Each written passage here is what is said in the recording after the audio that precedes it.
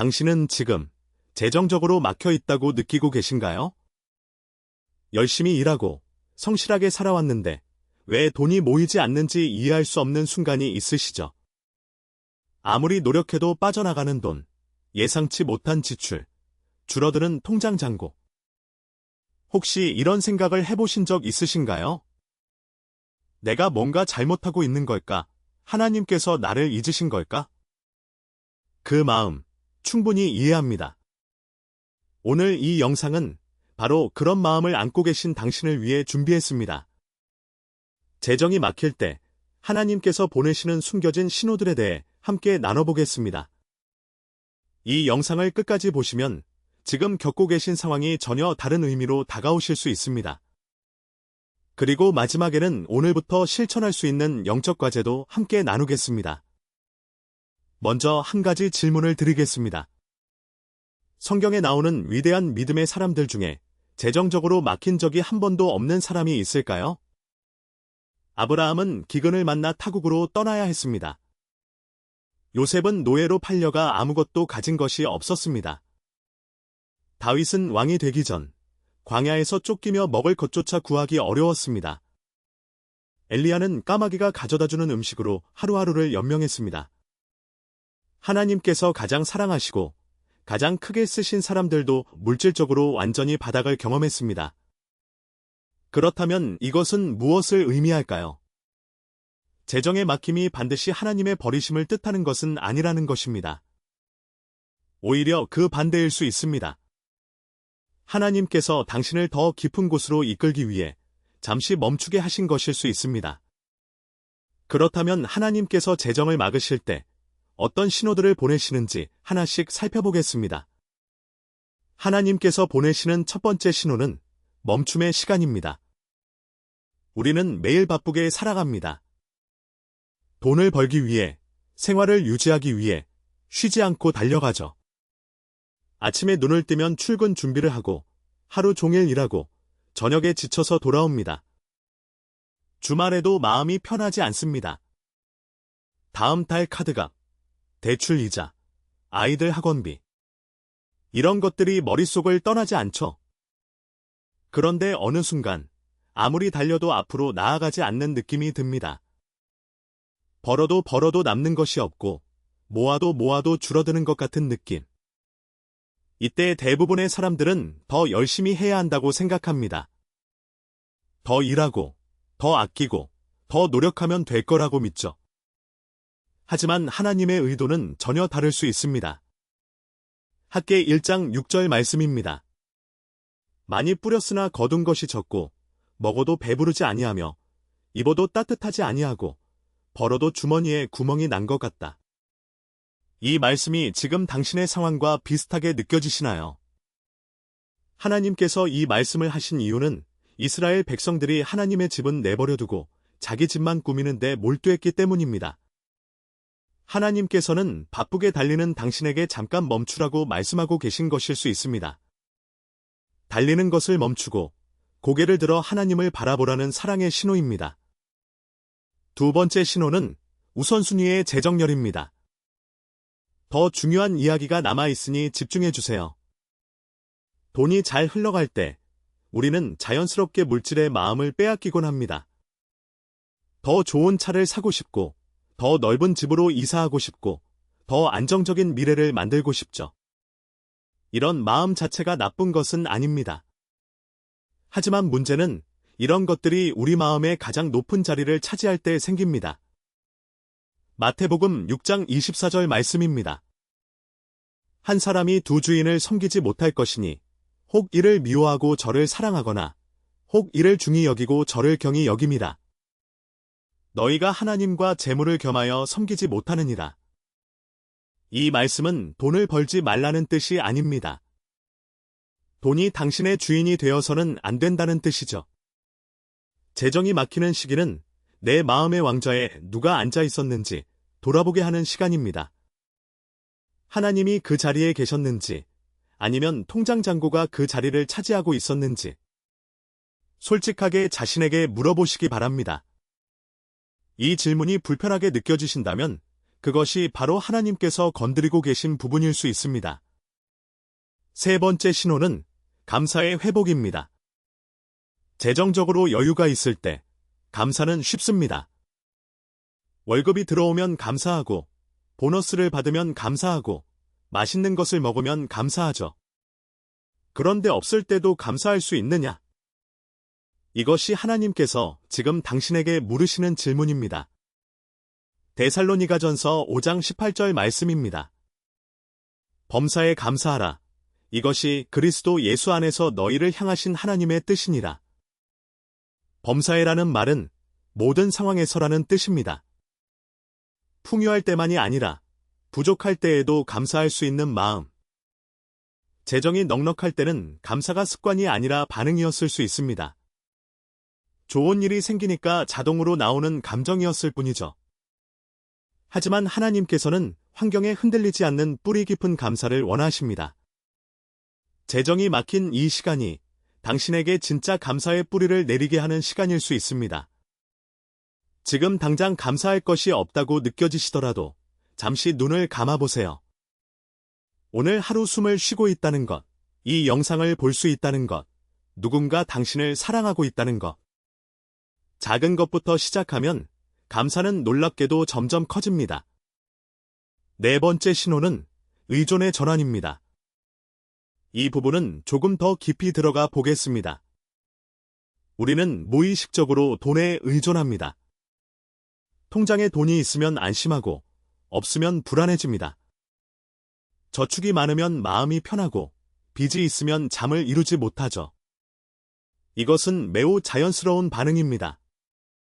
하지만 여기서 한 가지 생각해 볼 것이 있습니다. 당신의 안정감은 어디에서 오고 있었나요? 하나님으로부터 왔나요? 아니면 통장 잔고로부터 왔나요? 빌립보서 4장 19절 말씀입니다. 나의 하나님이 그리스도 예수 안에서 영광 가운데 그 풍성한 대로 너희 모든 쓸 것을 채우시리라. 이 말씀은 하나님께서 당신의 필요를 알고 계시고 채워주실 것이라는 약속입니다. 물론 이것이 원하는 모든 것을 다 주시겠다는 뜻은 아닙니다. 하지만 당신에게 필요한 것을 하나님의 때에 채워주시겠다는 신실한 약속이죠. 재정이 막힐 때 하나님께서는 당신이 돈이라는 안전장치 대신 하나님이라는 반석 위에 서도록 초대하고 계신 것일 수 있습니다. 다섯 번째 신호는 인내의 훈련입니다. 이것은 솔직히 많은 분들이 가장 듣기 어려워하시는 부분입니다. 왜 기다려야 하는지, 언제까지 기다려야 하는지 답답하시죠? 당장 내일 내야 할 월세가 있고 이번 달 카드값이 밀려 있는데 기다리라니.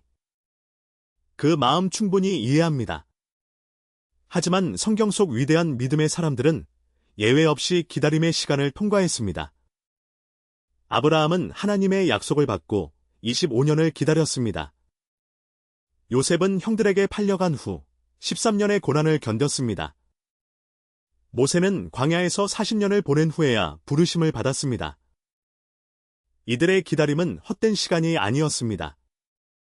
하나님께서 그들을 준비시키시는 시간이었죠. 야고보서 1장 3절에서 4절 말씀입니다. 너희 믿음의 시련이 인내를 만들어내는 줄 알미라. 인내를 온전히 이루라. 이는 너희로 온전하고 구비하여 조금도 부족함이 없게 하려 함이라.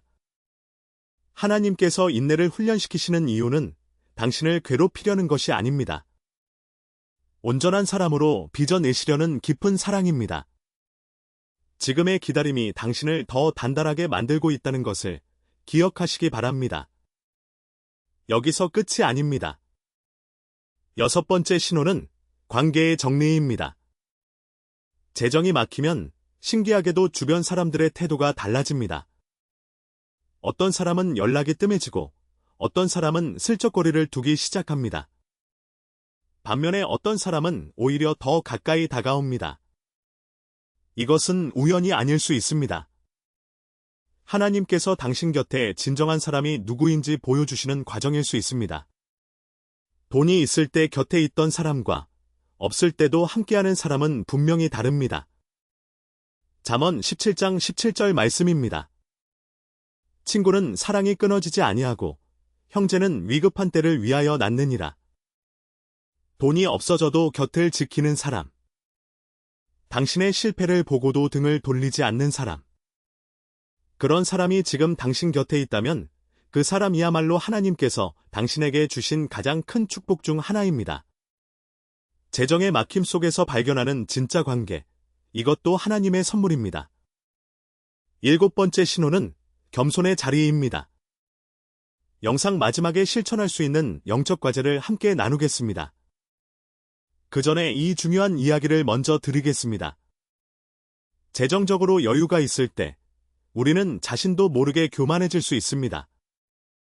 내가 똑똑해서 벌었다. 내가 능력이 있어서 성공했다.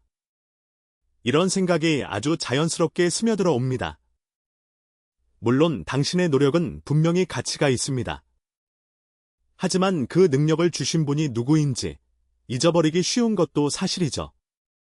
신명기 8장 17절에서 18절 말씀입니다. 내 마음에 이르기를 내 능력과 내 손의 힘으로 이 재물을 얻었다 하지 말라. 내 하나님 여호와를 기억하라. 그가 내게 재물 얻을 능력을 주셨습니다. 모든 것의 근원이 하나님께 있다는 것을 다시 깨닫게 되는 시간. 재정의 막힘은 우리를 겸손의 자리로 이끌어 하나님 앞에 다시 무릎 꿇게 합니다.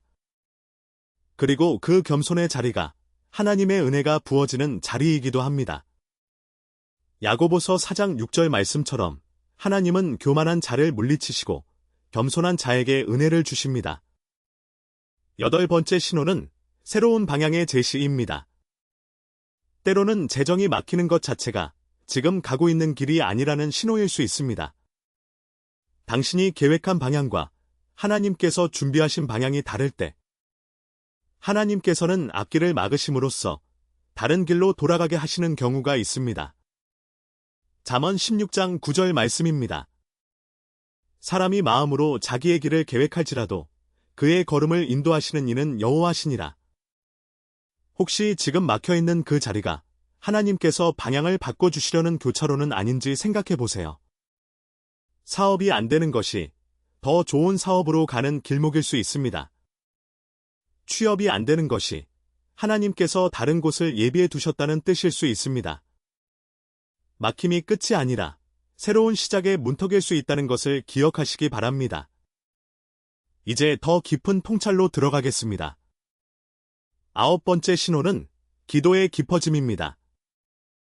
솔직히 말씀드리겠습니다. 모든 것이 잘 풀릴 때 기도가 깊어지는 사람은 거의 없습니다. 배가 부르고 통장이 두둑하고 건강하고 모든 것이 순탄할 때 우리의 기도는 대부분 짧고 형식적이 됩니다. 감사합니다. 오늘도 지켜주세요. 아멘. 그런데 막히기 시작하면 달라집니다. 무릎을 꿇는 시간이 길어지고 기도에 눈물이 나오고 진심으로 하나님을 찾게 됩니다. 바로 그 자리에서 하나님을 만나게 되는 경우가 많습니다. 시편 50편 15절 말씀입니다. 환난 날에 나를 부르라. 내가 너를 건지리니 내가 나를 영화롭게 하리로다. 하나님께서는 환난을 허락하시되 그 환난 속에서 당신이 진심으로 하나님을 부르기를 기다리고 계십니다. 재정의 어려움이 당신의 기도를 더 깊게 만들고 있다면 그것은 분명한 은혜의 신호입니다. 하나님과의 관계가 깊어지고 있다는 증거이기도 합니다. 10번째 신호는 영적 성장의 가속입니다. 이것은 참으로 신비로운 역설입니다. 물질적으로 줄어들 때 영적으로는 오히려 풍성해지는 경험. 세상의 논리로는 이해가 되지 않지만 하나님 나라의 원리는 다릅니다. 사도 바울은 이것을 직접 체험한 사람이었습니다. 그는 감옥에 갇히고 매를 맞고 파선을 당하고 굶주림을 겪었습니다. 누구보다 물질적으로 궁핍한 삶을 살았죠. 그런데 그가 남긴 말씀을 보세요. 고린도후서 12장 9절에서 10절 말씀입니다. 내 은혜가 내게 족하도다. 이는 내 능력이 약한 데서 온전하여짐이라. 그러므로 도리어 크게 기뻐함으로 나의 여러 약한 것들에 대하여 자랑하리니 이는 그리스도의 능력이 내게 머물게 하려 함이라. 내가 약할 그때에 곧 강함이라. 바울은 약해질 때마다 하나님의 능력이 자신 위에 임하는 것을 경험했습니다. 당신이 지금 재정적으로 약해져 있다면 하나님의 능력이 당신 위에 머물고 있을 수 있습니다. 부족함 속에서 하나님을 더 깊이 의지하게 되는 것. 이것이 세상이 줄 수 없는 영적 성장의 비밀입니다. 지금부터 말씀드릴 내용에 집중해 주세요. 여기서 잠시 중요한 것을 짚고 넘어가겠습니다. 오늘 말씀드린 신호들은 재정이 막히면 무조건 하나님의 뜻이라는 의미가 아닙니다. 때로는 우리의 잘못된 판단이나 습관 때문에 재정이 어려워지기도 합니다. 과도한 지출, 무리한 투자, 계획 없는 소비. 이런 부분은 스스로 돌아보고 고쳐야 할 영역입니다. 하나님께서는 지혜로운 재정 관리도 원하십니다. 다만 오늘 강조하고 싶은 것은 성실하게 살아왔음에도 재정이 막히는 그 상황 속에서 하나님의 숨겨진 뜻이 있을 수 있다는 것입니다. 그렇다면 이 시간 속에서 우리는 구체적으로 어떻게 해야 할까요? 가장 먼저 해야 할 것은 조급함을 내려놓는 것입니다. 재정이 막히면 가장 먼저 찾아오는 감정이 조급함이죠. 빨리 해결해야 한다. 어떻게든 방법을 찾아야 한다. 이대로 있으면 안 된다. 이 조급함이 당신을 잘못된 선택으로 이끌 수 있습니다. 급하게 빌린 돈, 무리하게 시작한 투자, 검증되지 않은 사업. 조급함에서 나온 결정은 대부분 더 큰 어려움을 가져옵니다. 이사야 30장 15절 말씀입니다.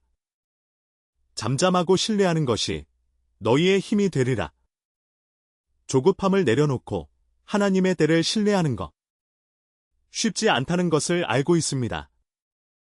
하지만 이것이 재정의 막힘을 지혜롭게 통과하는 가장 중요한 첫걸음입니다. 다음으로 작은 것에 충성하는 연습을 해보시기 바랍니다. 지금 가진 것이 적다고 느껴지시더라도 그 적은 것을 감사히 여기고 잘 관리하는 것이 중요합니다. 누가복음 16장 10절 말씀입니다. 가장 작은 것에 충성된 자는 큰 것에도 충성되고 가장 작은 것에 불의한 자는 큰 것에도 불의하니라. 10,000원이 있다면 그 10,000원을 지혜롭게 사용하세요. 작은 수입이라도 감사하며 관리하세요. 하나님께서는 작은 것에 충성하는 당신의 모습을 보고 계십니다. 그리고 때가 되면 더 큰 것을 맡기실 것입니다. 작은 것에 대한 충성이 큰 축복의 문을 여는 열쇠가 될 수 있습니다. 또한 이 시간 속에서 나누는 마음을 잃지 마시기 바랍니다. 이것이 가장 어려운 부분일 수 있습니다. 재정이 막힐 때 우리는 본능적으로 움켜쥐게 됩니다. 가진 것을 지키려고 한 푼이라도 아끼려고 합니다. 당연한 반응이고 지혜로운 절약은 필요합니다. 하지만 완전히 마음의 문을 닫아버리는 것은 다른 이야기입니다. 잠언 11장 24절에서 25절 말씀입니다. 흩어 구제하여도 더욱 부하게 되는 일이 있고 과하게 아껴도 가난하게 되는 일이 있느니라. 구제를 좋아하는 자는 풍족하여질 것이요 남을 윤택하게 하는 자는 자기도 윤택하여지리라. 물론 무리하게 베풀라는 뜻이 아닙니다. 형편이 안 되는데 억지로 큰 헌금을 하라는 뜻도 아닙니다. 다만 작은 것이라도 나눌 수 있는 마음을 유지하는 것. 커피 한 잔 값이라도, 따뜻한 말 한마디라도, 누군가를 위해 기도해 주는 것이라도 그 나눔의 마음이 하나님의 통로를 열어두는 것일 수 있습니다. 이제 오늘의 핵심을 말씀드리겠습니다. 재정이 막힌다는 것은 하나님께서 당신을 버리셨다는 뜻이 아닙니다. 당신이 잘못 살아서 벌을 받는 것도 아닙니다. 오히려 하나님께서 당신을 더 깊이 사랑하시기에 더 단단하게 빚어가고 계신 것일 수 있습니다. 금을 정련하는 과정을 생각해 보세요. 금은 불에 들어가야 불순물이 제거됩니다. 뜨거운 불 속에서 녹아내리는 과정이 고통스럽지만 그 과정을 거쳐야 순금이 됩니다. 베드로전서 1장 7절 말씀입니다. 너희 믿음의 확실함은 불로 연단하여도 없어질 금보다 더 귀하여 예수 그리스도께서 나타나실 때 칭찬과 영광과 존귀를 얻게 하려 함이라. 지금 당신이 겪고 있는 재정의 어려움이 바로 그 정년의 과정일 수 있습니다. 이 과정을 통과하고 나면 당신의 믿음은 순금보다 더 귀하게 빛날 것입니다. 로마서 8장 28절 말씀입니다. 하나님을 사랑하는 자, 곧 그의 뜻대로 부르심을 입은 자들에게는 모든 것이 합력하여 선을 이루느니라. 모든 것이라는 말씀에 주목해 주세요. 좋은 일만이 아닙니다. 어려운 일, 힘든 일, 재정의 막힘까지도 포함됩니다. 하나님께서는 이 모든 것을 합력하여 당신에게 선을 이루실 것입니다. 지금은 그 그림이 보이지 않을 수 있습니다.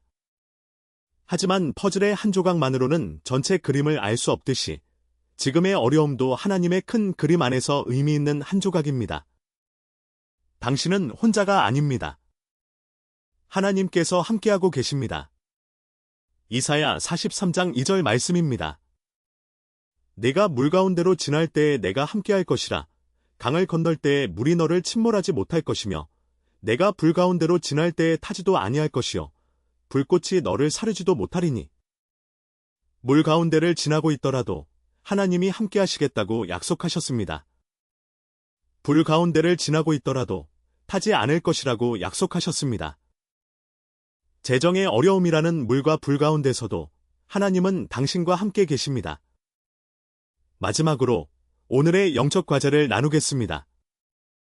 오늘 밤 잠들기 전에 조용히 눈을 감고 이렇게 기도해 보시기 바랍니다. 하나님, 제 재정의 막힘 속에서 보내주시는 신호를 볼 수 있는 영적인 눈을 열어주세요. 조급하지 않게 하시고 주님의 때를 신뢰할 수 있는 믿음을 허락해 주세요. 작은 것에도 감사하며 작은 것에도 충성할 수 있는 마음을 주세요. 그리고 내일 아침 눈을 뜨면 가장 먼저 감사 한 가지를 떠올려 보세요. 아주 작은 것이라도 좋습니다. 따뜻한 이불 속에서 눈을 떴다는 것, 새로운 하루가 주어졌다는 것. 그 작은 감사가 하나님께서 여시는 새로운 문이 시작이 될 수 있습니다. 매일 아침 감사 한 가지씩 일주일만 실천해 보세요. 당신의 마음이 그리고 당신을 둘러싼 상황이 조금씩 달라지는 것을 경험하실 수 있을 것입니다. 당신의 재정은 하나님의 손 안에 있습니다.